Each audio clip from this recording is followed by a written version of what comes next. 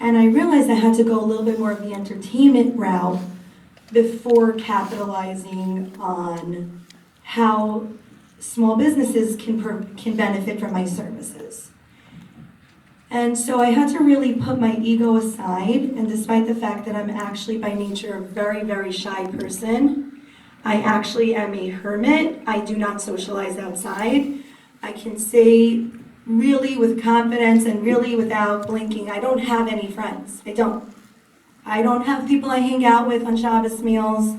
I don't go out on Motzei Shabbos with friends. It's me, my husband, my parents. I'm not a social person. And I had to really break down my own barriers and my own walls and think, how am I going to entertain the Olam? How am I going to entertain the masses? And I decided to get dressed in a tight blue dress, a long wig, high heels. You know, you always want to have that glamorous little spin, stand on a diving board, jump into a pool, and make a big splash. And that was really my debut video, jumping into a pool fully clothed with a $4,000 wig and $600 heels. Really it went completely viral. And people were like, what is this maniac doing? And I had to compartmentalize all the personal attacks that I was getting and all the assumptions that I'm just simply an attention whore and there's no real motive for this and there's no tachlis to what I'm doing. And I had to say, all I know is that there are eyeballs coming in. All I know is that there are comments swirling. All I know is the video is going all over WhatsApp. And if I can figure out more about this engine and how it works and how this weapon works, I can one day maybe master it. I mean, obviously how it works is the more you master something, the more you realize you really don't know anything about it. I naively thought I could master it and then maybe utilize it for something really important, for something that would help me make money, and then something that could really help make change on a greater level. So there's always, that hierarchy, the hierarchy of how can I help myself, how can I help my family, and then of course, how can I help my community? And then beyond that is humanity as a whole. The more I made these viral videos where I kind of made a spectacle out of myself and did crazy and crazier things, I tried to subtly inject a lot of criticism on the gender norms within the insular community, in the Orthodox community, and really just across America. I used my wig as a tool that I would sort of project a lot of my hate onto my wig. Took my wig, cracked raw eggs on it, took my wig, squirted ketchup on it, and people would just think that it was just sort of funny, but there was a lot of subtle anger beneath the surface where I was kind of trying to ask people to just wake up to the ways in which the patriarchy was holding back a lot of females. And the more I've grown in doing this, the more I realized that a lot of my content was generated from anger. A lot of it were a lot of my resentments towards the ways in which I perceived my upbringing was holding me back. The fact that, anytime I wanted to promote my business in printed media, I couldn't do that with my face. And that my parnasa was being affected because my male counterparts were able to publish, let's say they're a real estate agent, nutritionist, they're able to use their faces, and then I would try to submit an ad and anything with my face was being rejected. And that's also what propelled me into my hashtag From Women Have Faces campaign, where I really tried to whistleblow on the fact that women's income level was being negatively affected by the sexism that was permeating within the Jewish printed media world.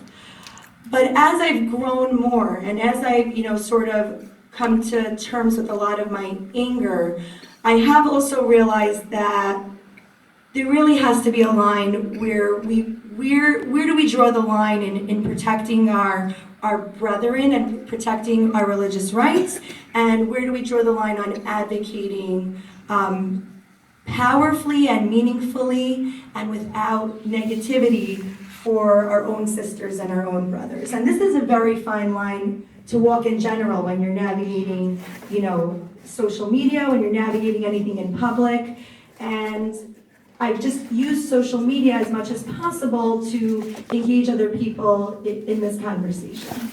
And don't be afraid of saying the wrong thing. If I was afraid of saying the wrong thing, I would not be here right now. I've only gotten here because the secret of the algorithm behind social media is that when you put your foot in your mouth, you broaden your reach. Unfortunately, the algorithm is built that it is a barrier of entry for anyone who maintains a positive and neutral position on anything. When you go neutral, you go nowhere. You need to take a stance, and you can't be afraid of the repercussions of saying something that might be disappointing to a group of people. Of course, we have to have accountability for hurting people. We have to have accountability for causing unnecessary damage, of course. But if you're constantly going to double and triple and quadruple check all your steps, and you're constantly going to be in doubt, and then you're going to post something, you're going to get a piece of criticism. Oh, but you said that. Oh, you said that. But you did it like that. But why didn't you quantify your statement? But why didn't you clarify that you didn't mean it that way? You didn't mean it that way. And then you get a text from your mother, and she's like, "You posted that? Why'd you post that? I got a screenshot from my friend." And then your friend is like, "Yo, dude, you can't post it like that. You have to say." You really have to grow very thick skin just to have your name out there. There is no way that you will broaden your followers and your interaction if you're just going to always be apologizing for all your statements and recanting and taking it back and clarifying and over-clarifying. Okay? You have to be yourself. So when you lift that camera to your face and you do a story or you do a post, pretend you're in a room alone with yourself and pretend you're in a safe space. And whatever comes after that, it's just part of the noise that the algorithm engenders. Facebook and Twitter and all of these platforms are made to make money off of advertisers, right? Facebook is not a tzedakah organization. Instagram is not a charity. They're not here just so that you can have a free way of dispensing your content so you can have a higher income, so that you can make more of a splash or an impact on your community. They are there as sharks to make money from advertisers. How do they make money? By pushing to the top any content that's controversial and that they see a lot of buzz around, right? So your job in getting your name out there is coming up with a few situations where you can create buzz around what you're saying. You have to sort of manufacture and engender a faux sense of divisiveness so that every once in a while your account gets that little push. Your account gets that little engine of growth that the algorithm is there to do. Because that's how these algorithms work. They smell the blood in the water, and you go all the way to the top of the feed. And don't be afraid of it. Don't be afraid when every other comment is negative. Don't be afraid when someone DMs you and is like, "Oh, you're sick," or "There's something crazy about you." That means it's working. That means you're having an effect. Glamorous endeavor. If I would say it was a glamorous endeavor, I wouldn't have lost many clients for standing as an ally for the LGBTQ community. If I thought it was a perfectly neutral endeavor, I wouldn't have lost the few friends I had left, and I wouldn't have been uninvited to many events. I'm actually happy that you kept the invitation open. I thought this morning I would be uninvited. And then, like I said, once you have sort of captured your audience and figured out who are those people that are interacting with your journey, you can then pivot into and springboard into having very impactful and inspiring dialogue that can help the community, and because there's no point in pitching to an empty room, right? The goal is to first get the room filled, and then you can start doing the work that at its purest level is really just completely altruistic. But there is going to have to be that little tango. Like without that tango, you really are just not going to be able to get there. So when you find your fearless voice and you find that opinion you have that's not so common or not so welcome, go all in on that opinion, because that will be the thing that expands your following, and that when you have an actual right hook to give, you'll actually be pitching to a room that's engaged with what you're saying. If we don't want to open a can of worms of what it means to have consent from children in regards to bris milah, then I do not understand how we can say that children have to give their consent on their level of education and that their parents' desires or will cannot be taken into account. Because you can't have one without the other. If you're going to advocate for standards across the board for all yeshivas, when there are certain parents who dafka don't want their children learning English and want to maintain their insularity and want them to grow in that Hasidish, Yiddish environment so that they are going to be compelled to remain within the community, and that it dafka will be harder for them to integrate in society. And this is the religious desire of those particular set of parents. I don't see how, if you're going to go after them, why won't you stop at telling me that I can't give a bris milah to my son? So I'm sorry there are two rejoinders. There are 2 points that I need to address here. I'm gonna wrap up. Okay, so The 3 more minutes. The question as to where you made the point of excluding us from the conversation, it's inherent in your white ethnocentrism, the foisting upon a community of a standard that basically requires you to identify us as not part of the community. We are part of the community. And when I say we, I mean we. I am a supporter of Yafed. I am involved in Yafed. We are here to engage you, so let's make that very clear. I have kids in the community. I have kids in the Moistus, all right? I have a voice by virtue of them being controlled by the system that is now resisting change.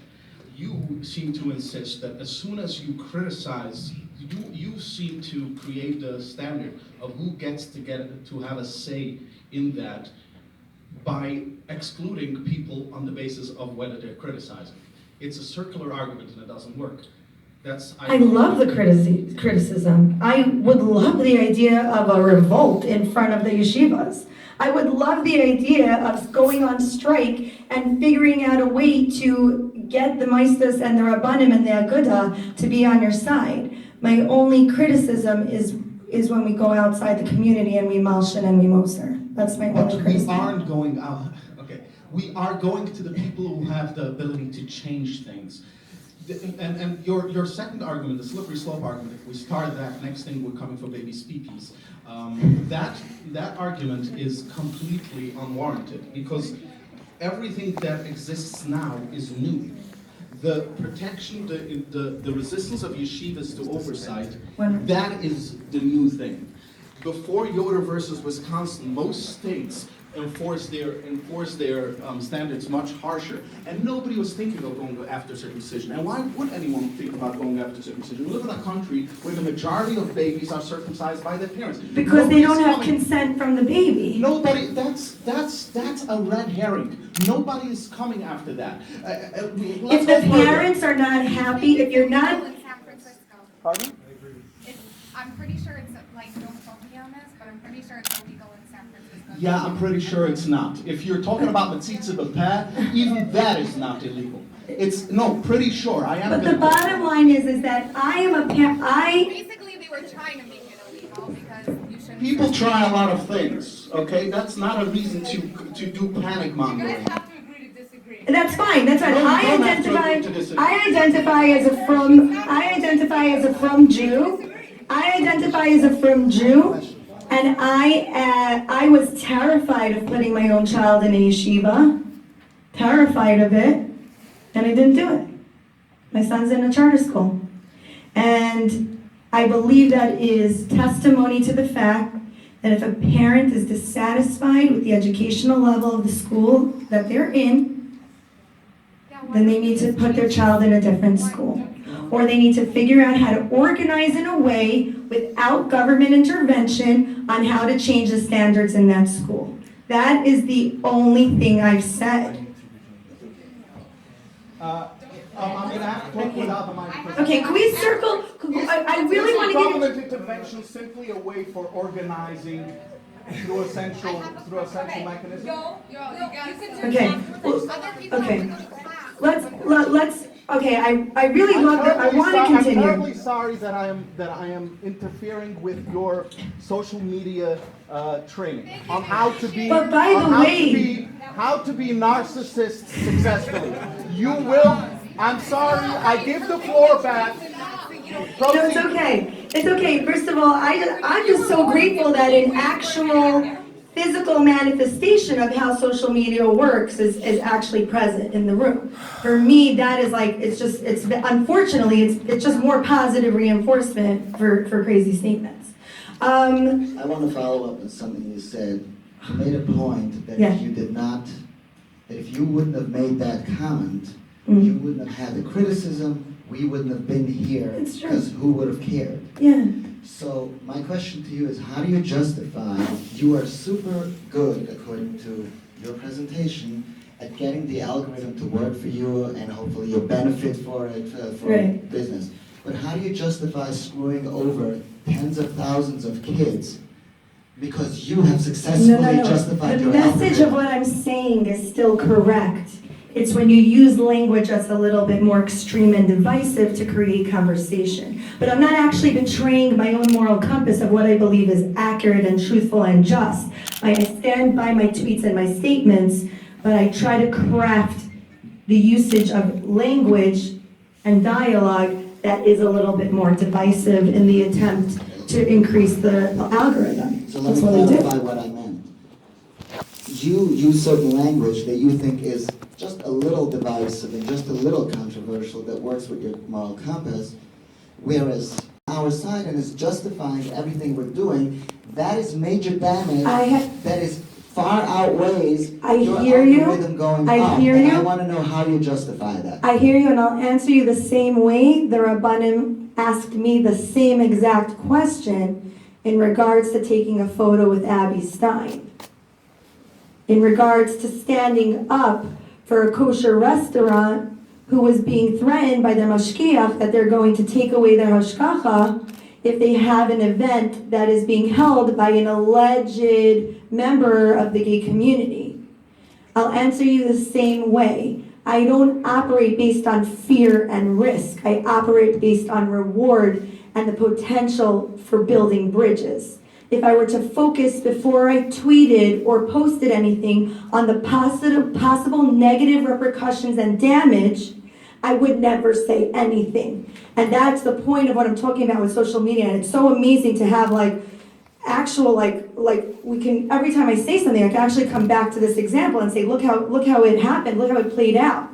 If you're gonna be worried about the damage of what you're saying, you're not going to be able to say anything. You're going to be frozen in place. It's going to be like molasses. As long as you're not actually betraying your real internal compass and you're just carrying it up a few notches on the language you're using, that you're just not going to move anywhere. The algorithm doesn't let it. I didn't make these rules. Go write a letter to Mark Zuckerberg. Go write a letter to Twitter. Go yell at them and go appeal to the government to put a cap on the way the algorithm works, because it's actually built to cultivate the most negative and ugly looking parts of humanity. That's how it works. Go scroll through your feed.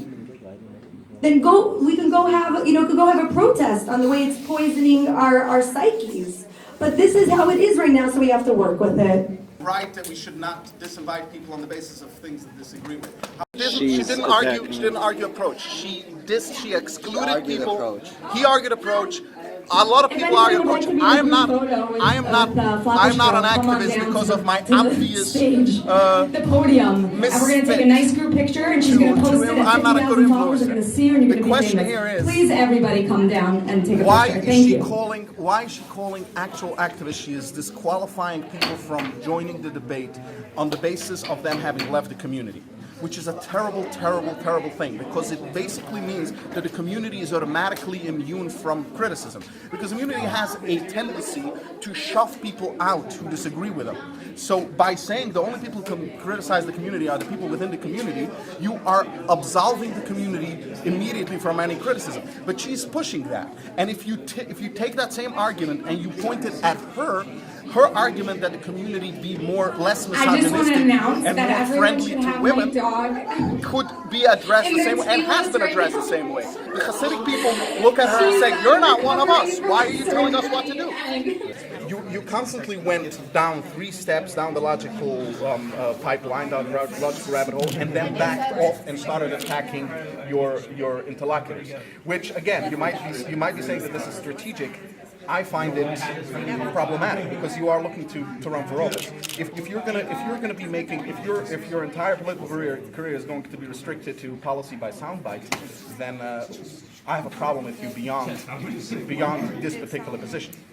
Well, it's a good thing you don't live in my district. Says who? You live in District 45? Keep these over. I'm Jewish. I could live wherever my voice counts most.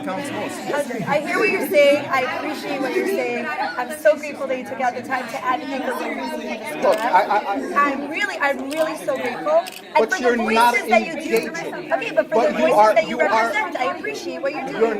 You're not engaging. You are one of the loudest voices in this space, and people are trying to engage you on the merits. The reason why I came here and engaged you not on the merits, I did not make a merititious argument, I made an emotional argument, is because when I tried, after the rambling thing, because I'm not really comfortable with public speaking, you came back at me with emotional and fear-mongering. Neither of those are valid responses. They're going to come after Mila is not a valid response as to why we shouldn't use the only tool available to us in order to enforce existing education standards. Education standards that are already on the books. Nobody's trying to get new legislation. Actually, yes, some people are trying to get new legislation in the other side. They're trying to protect yeshivas and legislators. But we aren't. We are trying to tell the state, look, we have yeshivas, we have hundreds, maybe thousands of parents in the system who are incapable of leaving. Either their spouses don't want or their spouses do want. They can't fathom taking their kids through the pain of leaving the community. That is. And they are bound. You yourself said here that the community elects to educate the kids in such a way that they would be bound to stay within the community. Well, the flip side of that means if you are saying that is the objective, then you should also contemplate that they might be successful. And if they are successful, then your argument that parents have a choice is incorrect. It's incongruous to say a community is trying to make their children incompatible with the outside world, but suddenly when those children get married and have their own children, it's your choice. Choice is taken away from me. I am still incapable of, as you saw today, I am quite incapable of cohabitating with not people who haven't grown up in the Hasidic community. I argue like someone who went to yeshiva his entire life. I think you argue very well. No, I don't. You do a very good job. My presentation is very bad. I honestly thought you had Flattery, my delivery, my presentation, it doesn't matter. That is my yeshiva education. I grew up in a place surrounded by pure... Are you kidding me? So you raised your voice because you went to yeshiva? Don't argue my sound like. person you need to really said it. Really? You talk. Oh, that's why you talk over other people because you went to yeshiva. Because 22 years of yeshiva does teach you how That's not to playing victim win or by... blaming, and that's. Oh, but don't take responsibility first, and don't try to change it. I am recognizing that it's a problem. Why are you doing that? Why are you... Left out of the community. Like, do you want to be in your yid like everyone else? No, you want to be out I'm total, fine or you with want where I am personally. I understand, but I'm saying, but you do interact with other Yes, of from course. people, right? How is that relationship? Do you find Very good. I happen to be a chazan. There are reasons why the community holds on to me, and I have a very friendly, cordial relationship with Hasidim. However, I think that their fight, that their mission to discredit the education experts is completely indefensible. So what is the goal? Because there's so much confusion. What is the goal of Yafed? Because to enforce existing educational standards. There are laws in the book that say how much education a child needs to get within certain grades. Those laws could be incorporated in a Hasidic life with very little disruption.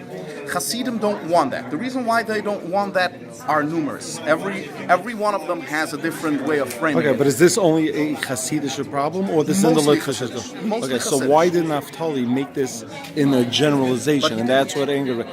He didn't separate, okay, it's some schools with Hasidic.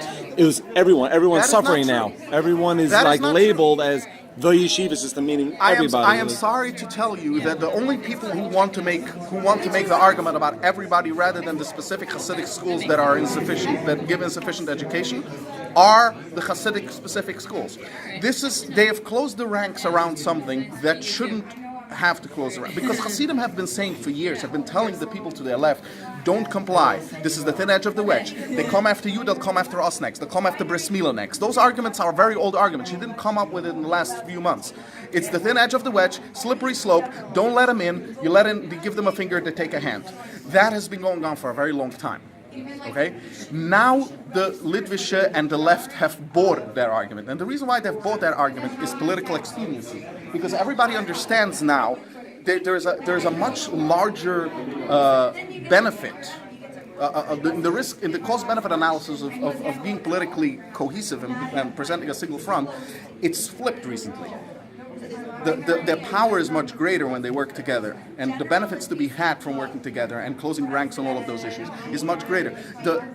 Naftali Moster isn't the one saying that all of the yeshivas are non-compliant, all modern Orthodox yeshivas are non-compliant. Naftali Moster would have no problem with either her education or the education of her community, both for boys or girls.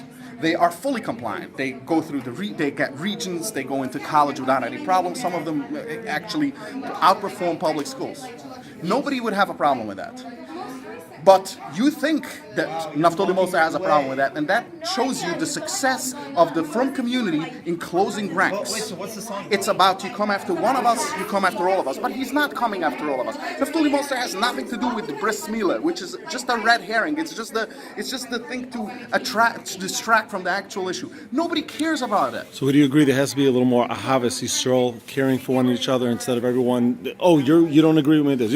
Coming together and listening to each other and coming to solutions. I'm not Yafed. I'm going to make it clear again. I'm a supporter of Yafed. I don't represent Yafed in any which way. I think Yafed represents me. Sorry about that. I'm going to need to have a spit mask. I don't think Naftali Moster represents me. I don't represent Naftali Moster. Okay? Yafed is not didn't throw the first punch here. Okay, it's a nice little narrative, but regardless who would have come, this is ultimately about a community that does not like oversight. It's about power. It's about don't tell us what to do.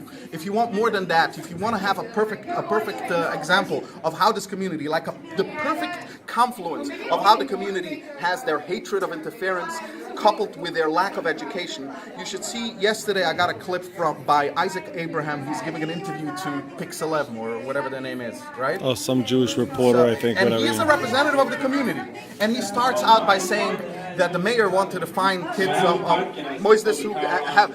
If I could find a way to find the mayor for being so stupid, and he goes on for 5 minutes explaining why vaccines are dangerous, why the government interference with. That was not his argument. He's not an anti-vaxxer. He was saying the hypocrisy of the way they're dealing with it. He specifically says within 4 or 5 years he's making right, that. No, he was saying what the doctor. No, he was right. He was saying what the doctor, not his personal opinion. And that doctor, he was giving both sides. And that speaks to my point. The reason why a guy stands up, a guy who is supposed to be a savvy political operative, stands up in New York City on camera and calls the mayor a putz. That does not come from, that comes from a place of being angry at somebody interfering. How dare you come into our little community, our little fiefdom with your rules and regulations? And ultimately, their opposition to Yafed is purely about that. Don't tell us what to do. Don't tell us what to do. And they will die for that principle. She is not threatened. There is nothing in Adina's community that is threatened by Yafed's activism. It doesn't touch them by third and fourth degree. Okay? It doesn't touch them with the proverbial or the physical 10-foot pole. Yet they are making noises as if we're coming for them. Nobody's coming for them. We want Hasidic schools and right-wing Litvish schools who aren't complying, who bring up ignorant people who aren't compatible with the outside world. We want them to re-establish a choice so that the kids... Yes, we do want parents not to have the ability to make their kids incompatible with the outside world. No, your kids don't have to be shoved out into the world, but give them the tools to make that choice by the time they're 18. You heard Adina today. She said she wants to have the right for a parent to literally limit her children's options. Why? That's not. There's no religious freedom argument to be made to that. I think maybe what she's referring to, we could ask her in a minute. She's right here. Is in a kosher environment. You know, I think that's what she means. Not like you wouldn't want your kids, looking at things they shouldn't be looking at, right? I mean, you wanna. That's control. They should just do what they want. No, you don't. I'm quite confident that internet filtering. I'm not talking about. That's not what I'm referring to. I'm talking about things. You know exactly what I'm talking about. You wouldn't want them children looking at certain things. True. Right. So that. But then someone will also tell you, that's controlling. No, but it's not. You're a parent. Actually, if it were up to me, I would like to introduce my children to those things as early as possible, so that those things don't have a power. In the Hasidic community, a lot of sex offenders use the knowledge of sex in order to get kids to trust them. They start by saying, this part of the Chumash that we skipped, I'll explain it to you. It's a common thing for sex abusers to go down that path. Knowledge is power, and that extends to kids knowing about the world. Even if those topics are uncomfortable, I can't do that. I'm bound by a divorce agreement that basically restricts what I can discuss with my kids to what their school allows me to discuss with my kids. Which yeshiva where did you go to? Me, I went to Sakra. In Williamsburg or Barbara? Williamsburg. Now, hold on, let me a second. Are you on the derech, off the derech? How do you classify yourself? I don't identify myself as religious. Any other? I don't identify myself as practicing. Let's leave it at that. I do have. Some people identify me as religious. They hire me as chazan, and I do have a bit of an ecclesiastical position. But why do you feel by being off the derech, you're this is okay now? I'm going to show them now. Like, why off the derech? Why can't you stay on like what this Satmar guy was saying before? I don't know his name. The guy who's sitting right behind me. Moshe is his name. He was saying you could be both. Well, I was both. You could be from, and you don't have to. I also came to RCC while I was still Hasidic. Right.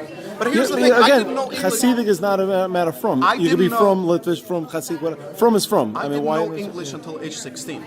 Okay, I went to school at age 28 because it took me that long. Because by the time I had enough education to GED level education, I was already married and had kids and needed to provide for them.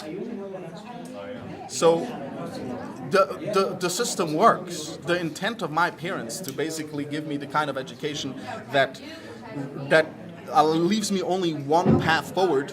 It worked. My parents succeeded in their objective. You still talk to your parents. You have a good relationship. I love my parents. My parents love me too, and they're supportive. And I don't for a second say that my parents are bad, but they did what they thought is best for me. They used the tools that they had. I would have have liked for them to have a little bit less choice in making that determination. A little bit.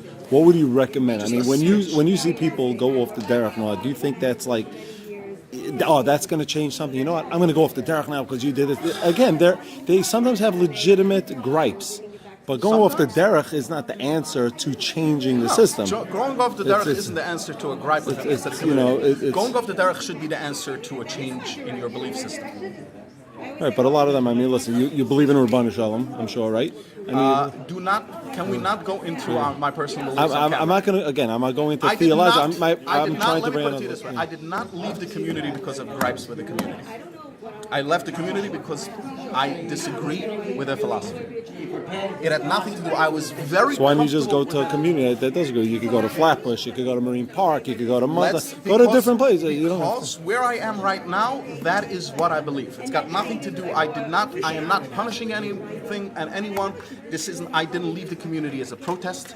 I don't stand up against the community as a protest. What you saw here today is pain. That didn't come from a place of anger. That came from a place of pain.